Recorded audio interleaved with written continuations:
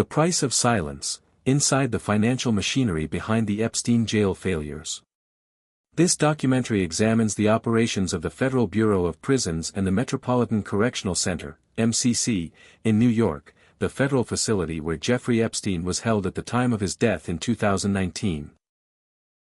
Drawing from Department of Justice Office of Inspector General reports, congressional hearings, federal budget records, and court filings, the investigation focuses on how chronic underfunding, staffing shortages, and institutional mismanagement created systemic vulnerabilities. At the center of the analysis is a financial question: how did a federally funded detention system, receiving billions annually, fail to maintain basic operational standards in one of its most high-profile detainee cases? The documentary explores how funding allocations, staffing models, overtime practices, and deferred maintenance shaped conditions inside MCC, and how financial incentives and constraints influence decision-making at every level of the institution. The cost of custody.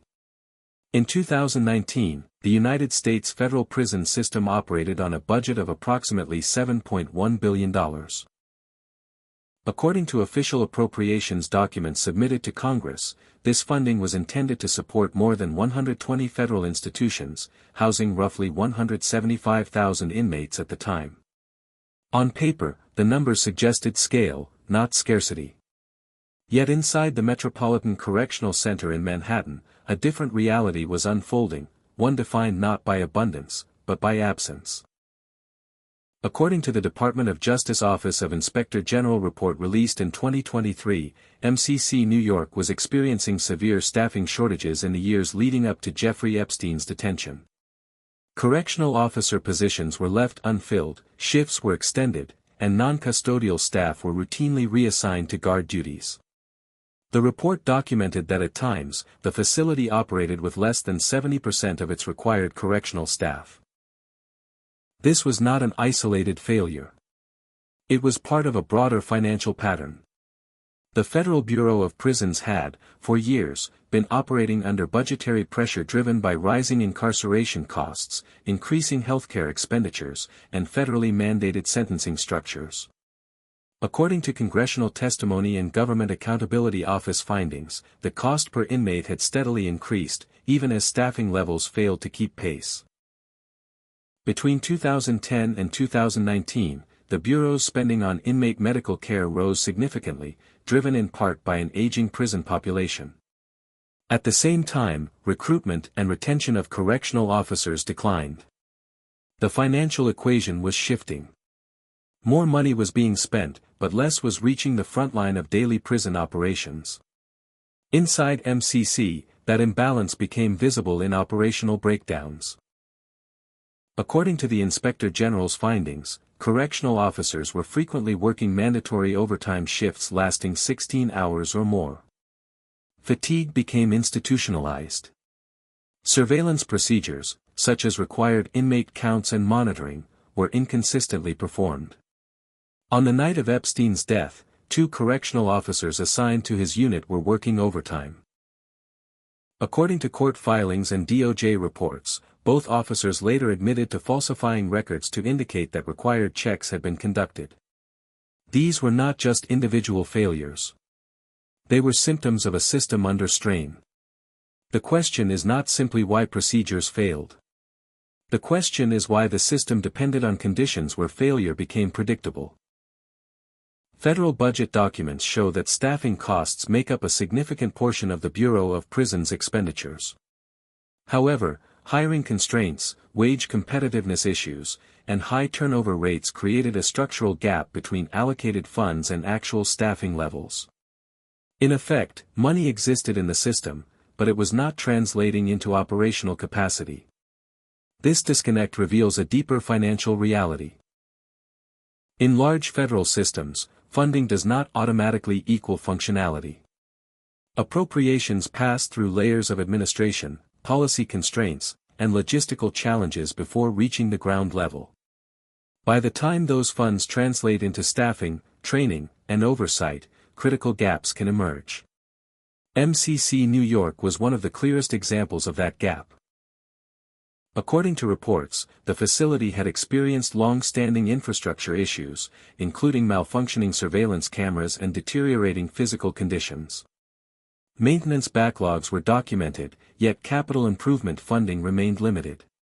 Deferred maintenance is not merely a physical issue. It is a financial decision. When budgets prioritize immediate operational costs over long-term infrastructure, systems degrade gradually, often unnoticed until failure becomes unavoidable. At MCC, some surveillance cameras were reportedly not functioning at the time of Epstein's detention. According to the Inspector General's report, certain video footage that could have provided clarity was either unavailable or unusable. This introduces another visible layer of financial impact: the cost of underinvestment. Security systems, staffing levels, and oversight mechanisms all require sustained financial commitment. When those commitments weaken, vulnerabilities expand. But the financial story extends further. The Bureau of Prisons operates within a broader federal budgeting framework, where competing priorities influence allocation decisions. Law enforcement, border security, and national defense all draw from overlapping funding pools. Within this structure, prisons are both essential and politically complex. They are expected to maintain security, ensure inmate safety, and operate efficiently, all while managing costs. This creates a paradox. The system is incentivized to control spending, yet required to maintain high standards of supervision and care. When those goals conflict, cost containment can quietly override operational integrity. The Inspector General's findings suggest that MCC had reached that point. Staff shortages were not new. Maintenance issues were not sudden. Oversight gaps had been documented prior to 2019. What changed was visibility. The presence of a high-profile detainee brought national attention to a system that had long operated under reduced capacity. According to congressional hearings following Epstein's death, lawmakers questioned Bureau of Prisons officials about staffing levels, facility conditions, and budget utilization. The responses revealed a system attempting to reconcile limited resources with expanding responsibilities. But the financial architecture meant that responsibility was diffuse. Funding came from Congress. Allocation decisions were made by Bureau leadership. Implementation depended on individual facilities. Accountability, as a result, became fragmented. This fragmentation is critical to understanding the economic structure of federal incarceration. Unlike private corporations, where financial performance can be directly linked to outcomes, public institutions operate across multiple layers of authority. This creates both flexibility and ambiguity. When failures occur, responsibility can be distributed across departments, policies, and time frames. In the case of MCC, no single financial decision caused the breakdown. Instead, a series of interconnected factors. Staffing shortages, deferred maintenance, oversight gaps, and administrative pressures combined to create conditions where basic procedures could fail.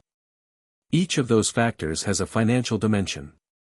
Each reflects how money is allocated, managed, and prioritized within the system. And each raises a fundamental question. If billions are being spent annually on federal incarceration, what determines where that money actually goes?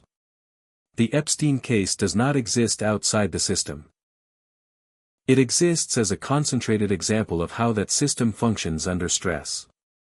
According to the Inspector General, the Bureau of Prisons failed to ensure adequate staffing, failed to maintain required surveillance protocols, and failed to provide appropriate oversight. These failures were operational. But they were also financial. Because every operational failure has an economic context. Every missing staff member reflects a hiring gap.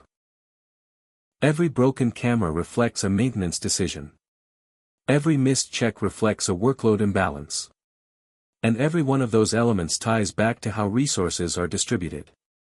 In economic terms, prisons are cost centers. They do not generate revenue in the traditional sense. Instead, they consume public funds to maintain security and order. This creates a constant pressure to justify expenditures. Efficiency becomes a priority. Budgets are scrutinized. And cost-saving measures are often implemented incrementally. Individually, these measures may appear rational. Collectively, they can reshape the system. By 2019, the Bureau of Prisons had already closed several facilities and reduced staffing levels in response to budget constraints. According to DOJ reports, these measures were intended to improve efficiency. But efficiency has limits. When staffing levels fall below operational needs, the system does not simply become leaner. It becomes fragile. Fragility is not immediately visible. It reveals itself through small failures, missed checks, delayed responses, procedural shortcuts. Over time, those failures accumulate. Until one moment exposes them all. The death of Jeffrey Epstein was one such moment. But the financial structure behind that moment extends far beyond a single facility. It reflects how modern incarceration systems balance cost, risk, and accountability. And it raises a question that remains unresolved. Not just how the system failed, but whether it was structured in a way that made failure inevitable. Contracts, incentives, and the economics of neglect. The failure at the Metropolitan Correctional Center was not only a story of staffing shortages or broken procedures. It was also the result of a deeper financial architecture. One shaped by contracts, procurement systems, and institutional incentives that extend far beyond a single facility. To understand how those systems function, it is necessary to look at how money moves inside the Federal Bureau of Prisons, not just through congressional appropriations, but through the network of contracts and agreements that sustain daily prison operations. Every federal prison relies on an ecosystem of external vendors. Food services, medical care, surveillance technology, facility maintenance, transportation logistics, and even staffing support in some contexts are governed by procurement contracts. These contracts are awarded through federal acquisition processes, often involving competitive bidding, compliance requirements, and multi-year cost projections. According to federal procurement data and reports from the Government Accountability Office, the Bureau of Prisons obligates hundreds of millions of dollars annually through contracts with private companies. These agreements are designed to ensure efficiency, reduce operational burdens, and allow facilities to function without directly managing every service internally. But contracts do more than provide services. They define incentives. And incentives shape outcomes. In theory, federal procurement emphasizes value, balancing cost with performance. In practice, however, cost considerations often dominate decision-making, especially in systems operating under budget pressure. This creates a critical tension. When contracts are awarded based primarily on cost efficiency, the margin for service quality can narrow. Over time, this can lead to underperformance, not necessarily through misconduct, but through structural limitation.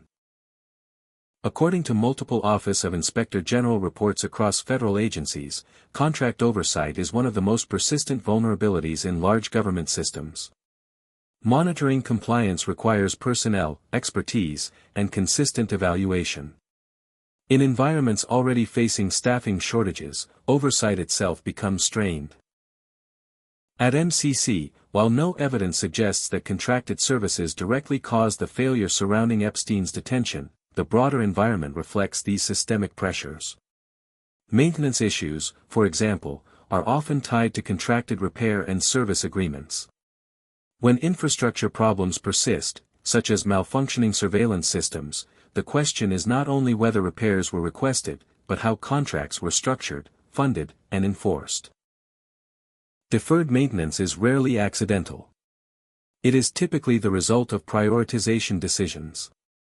According to federal budget justifications submitted by the Bureau of Prisons, facility maintenance competes with other operational needs, including staffing, inmate healthcare, and security upgrades. When resources are limited, maintenance can become a secondary priority. This introduces a long-term financial risk. Systems degrade gradually, and the cost of repair increases over time. By the time failures become visible, the underlying issues may have been accumulating for years.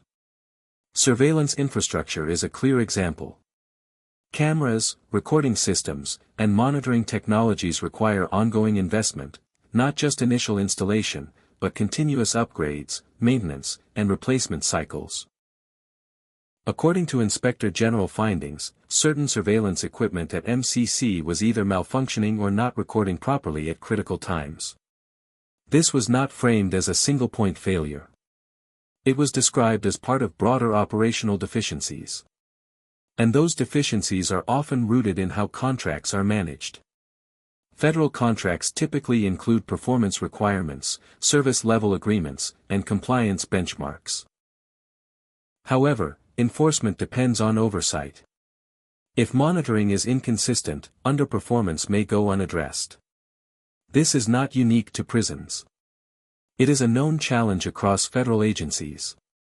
But in a correctional environment, the consequences are more immediate. Security depends on reliability. Reliability depends on sustained investment. And sustained investment depends on financial prioritization. Beyond infrastructure, staffing itself reflects contractual and economic pressures. While correctional officers are federal employees, staffing levels are influenced by broader budget constraints and workforce policies. Recruitment challenges have been documented extensively. According to congressional testimony and bureau reports, the agency has struggled to attract and retain staff due to factors including pay competitiveness, working conditions, and geographic placement of facilities. This creates a financial feedback loop. When positions remain unfilled, existing staff must cover additional shifts. Overtime costs increase. Fatigue rises. And operational performance declines. According to Department of Justice findings, overtime spending within the Bureau of Prisons has grown significantly in recent years, in part due to staffing shortages. In some cases, overtime becomes not an exception, but a structural component of the system. This shifts the financial model. Instead of investing in stable staffing levels, resources are redirected toward compensating for shortages. From a budgetary perspective, this may appear manageable. From an operational perspective, it introduces instability. At MCC, the use of overtime was not incidental. It was routine. And routine overtime changes the nature of supervision. Fatigued staff are more likely to make errors. Procedures may be abbreviated. Documentation may be treated as a formality rather than a safeguard. The falsification of records by correctional officers on the night of Epstein's death, as documented in court filings, reflects this environment. It was a violation of protocol. But it also occurred within a system where maintaining protocol had become increasingly difficult. This is where financial incentives intersect with human behavior. When systems rely on overextended personnel, compliance becomes harder to sustain. And when compliance weakens, accountability becomes reactive rather than preventive. The economic structure does not excuse misconduct. But it helps explain how conditions emerge where misconduct becomes more likely. Beyond internal operations, the Bureau of Prisons is also influenced by broader political and economic forces. Federal prison budgets are determined through congressional appropriations, which are shaped by policy priorities, fiscal constraints, and public perception. In periods of budget tightening, agencies are often required to identify cost-saving measures. These measures can include hiring freezes, facility closures, and reductions in capital investment. According to Government Accountability Office analyses, such measures can have unintended consequences, particularly in systems with fixed operational demands. Prisons cannot reduce their responsibilities in proportion to budget cuts. Security requirements remain constant.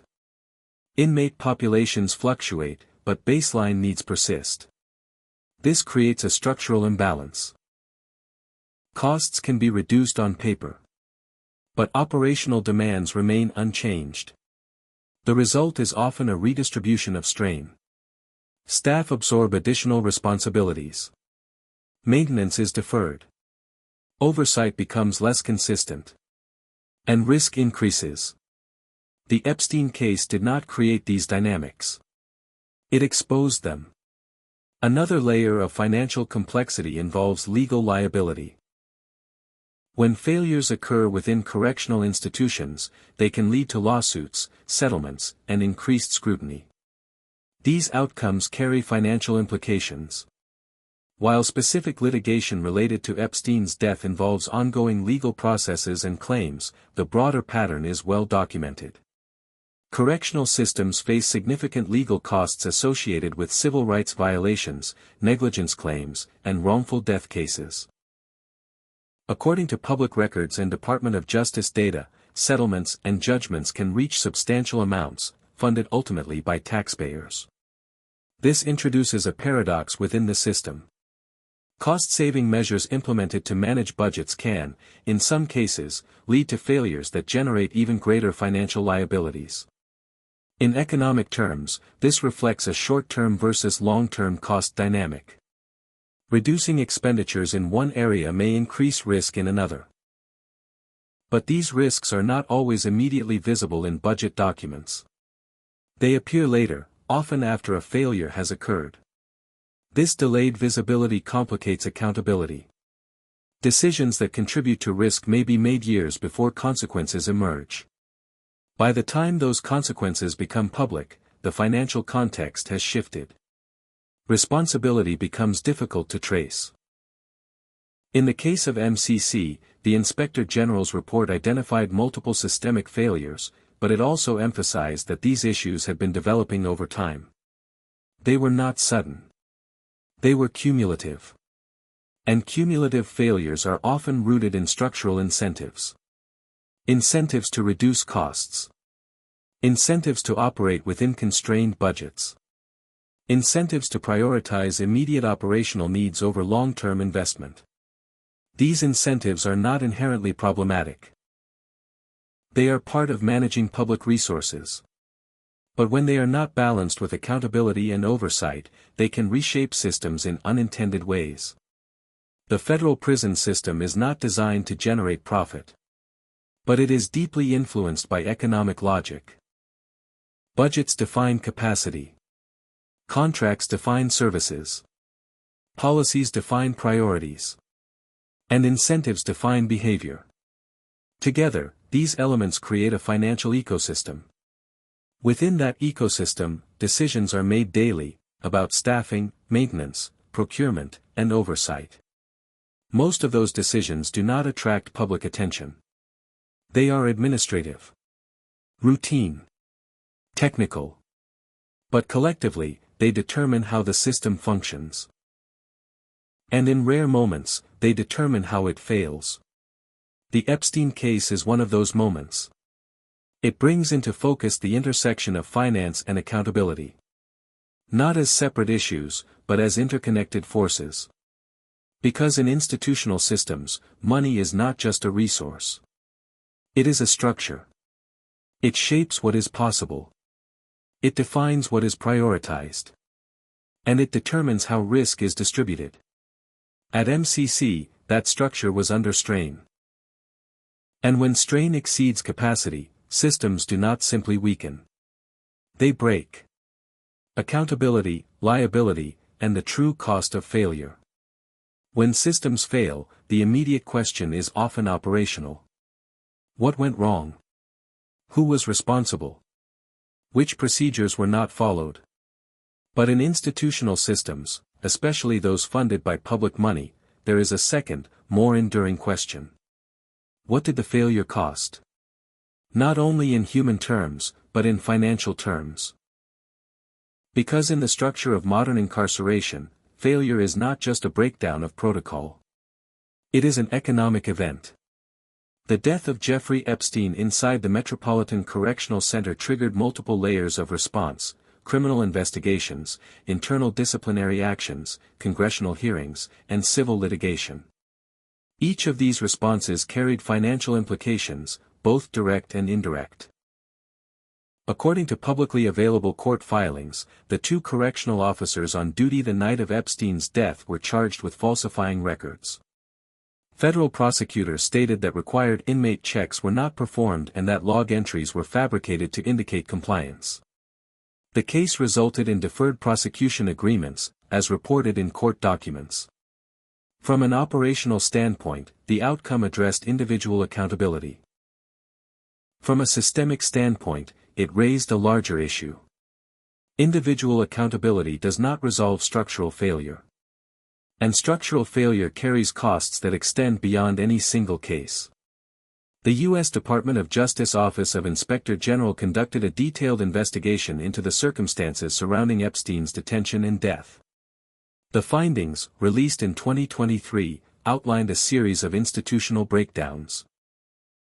Chronic staffing shortages, failure to assign a cellmate as required, malfunctioning surveillance systems, and lapses in required monitoring procedures. Each of these findings represents more than a procedural violation. Each represents a point where financial decisions intersected with operational reality. Staffing shortages reflect hiring constraints and resource allocation. Surveillance failures reflect maintenance prioritization and capital investment. Monitoring lapses reflect workload distribution and oversight capacity. Taken together, they form a pattern. And patterns, in financial systems, have consequences. One of the most immediate consequences is legal liability. When a death occurs in federal custody, the government can face civil claims under established legal frameworks. These claims may involve allegations of negligence, failure to protect, or violation of constitutional rights. In the Epstein case, litigation was initiated by his estate against the federal government. According to publicly reported information, the lawsuit was settled in 2022. The terms of the settlement were not fully disclosed, but it represents a financial resolution funded by public resources. Settlements of this nature are not uncommon in correctional systems. According to Department of Justice data and independent analyses, federal, state, and local governments collectively pay hundreds of millions of dollars annually in settlements and judgments related to correctional operations. These costs are rarely highlighted in budget summaries. They do not appear as line items labeled failure.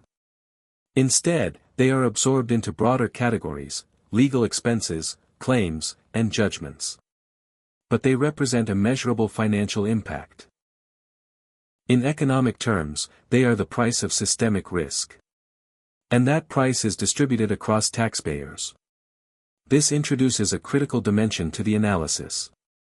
The cost of incarceration is not limited to housing inmates, staffing facilities, and maintaining infrastructure. It also includes the cost of failure. And that cost is often reactive. It emerges after breakdowns occur, rather than being accounted for in advance.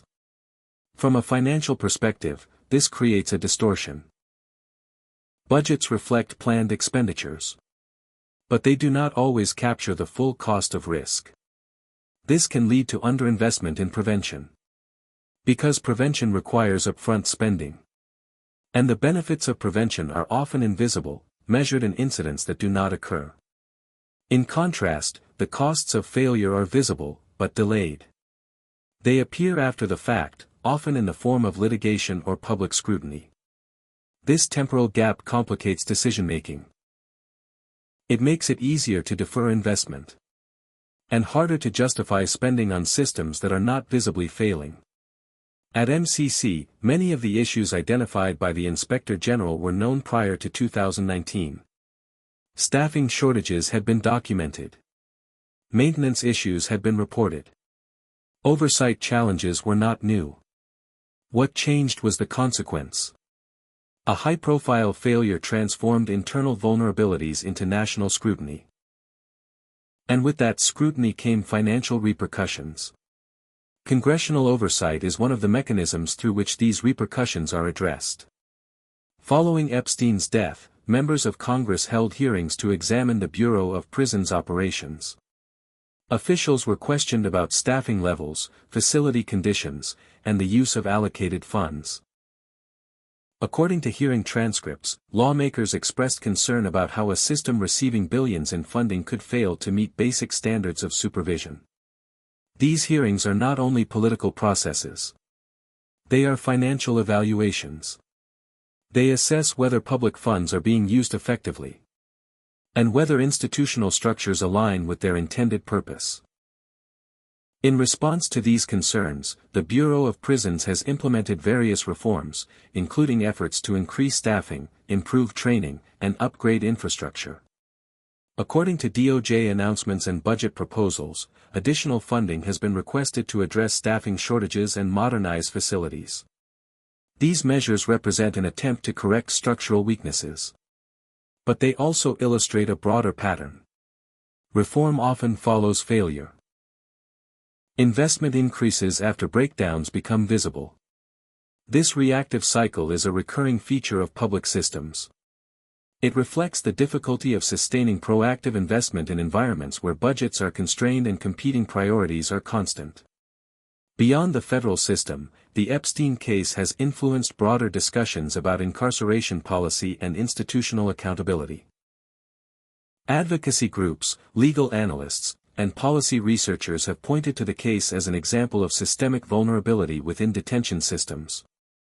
These discussions extend into economic considerations. How much should be spent on incarceration? How should resources be allocated between staffing, infrastructure, and oversight? What level of risk is acceptable? And who ultimately bears the cost when systems fail? These are not abstract questions. They shape policy decisions. They influence budget allocations. And they determine how institutions evolve over time. The economics of incarceration are often framed in terms of cost per inmate, facility expenditures, and overall budgets. But these metrics capture only part of the picture.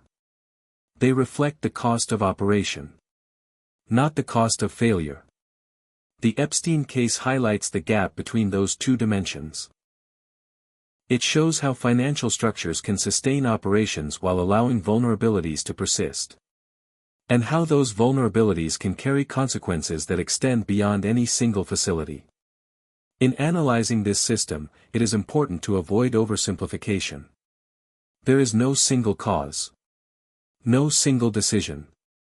No single point of failure.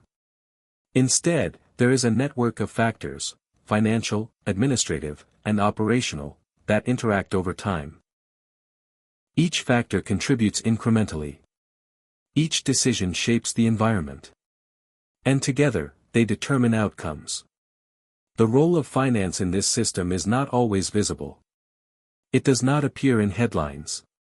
It is embedded in budgets, contracts, and policy decisions. But it is foundational. Because financial structures define capacity. They determine how many staff can be hired. How often systems can be maintained. How rigorously oversight can be enforced. And how resilient institutions are under pressure. At MCC, that resilience was limited. And when pressure increased, the system could not absorb it.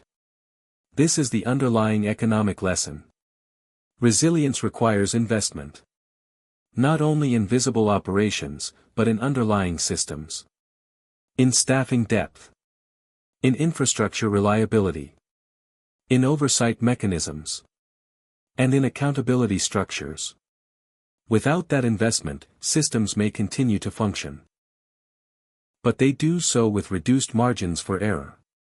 And when margins shrink, the likelihood of failure increases. The financial cost of that failure is measurable. But the broader cost is harder to quantify. It includes public trust, institutional credibility, and confidence in the systems designed to uphold accountability. These are intangible assets. But they are essential. And when they are eroded, the impact extends beyond any single case. The Epstein case does not define the federal prison system. But it reveals aspects of its structure. It shows how financial decisions shape operational realities. How incentives influence behavior. And how risk is distributed across institutions. Most importantly, it reframes the narrative. From one focused solely on events. To one focused on systems. Because in the end, the question is not only what happened inside a single cell. It is how the system that surrounds that cell is built. How it is funded. How it is managed. And how it responds when it fails. The answers to those questions are not found in a single report or a single hearing. They are found in the financial architecture of incarceration itself. An architecture that continues to evolve. And one that will determine not only how prisons operate, but how they are judged. Disclaimer. This documentary is based on publicly available records, financial reports, and investigative journalism. Some details may be simplified for narrative clarity.